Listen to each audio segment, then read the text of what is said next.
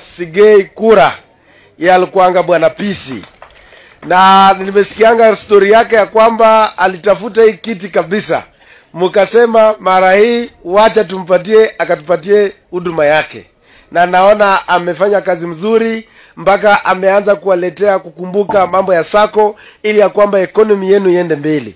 Mimi nikiwa hapa naitwa Peter Salasia, mimi ni mbunge huko Mumias East Constituency, na tumekuwa na Mheshimiwa Sudi tukitembea kwa sababu kando na kuwa na serikali ya because sababu hakuna serikali ni watu wote, lakini kando na opposition na government sisi wote ni watu moja, na sisi wote ni watu wa Kenya. Na sasa ndio umeona Mheshimiwa Sudi amejiweka ile jamvi ya kuunganisha wa Kenya. Amekuwa Kakamega, tumekuwa sijui wapi na yeye, tumekuwa Ukambani, tuko hapa na tunaenda mbalimbali.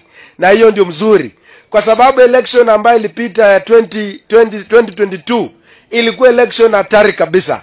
Yaani uko unaangalia the difference, ile difference margin kati ya Azimio na Kenya Kwanza ilikuwa very close kabisa, karibu 200,000.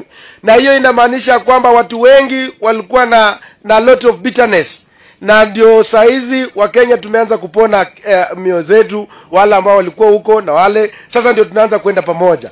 Na hata tulikuwa tunasema kwamba serikali hii ilikuwa inasema ya mambo ya shares ya pale na pale, lakini sasa conversation nyingine imekuja ya kuleta na kule, na sasa sisi tunafurahi sana kuona ile maneno ambayo inaendelea Kenya Kwanza ya kwamba wakisema kuongea mambo ya kuunganisha jamii, na sisi tunasikia vizuri. Tunataka tuombe muendelee kupigana hivyo ndio Wakenya tuendelee pamoja.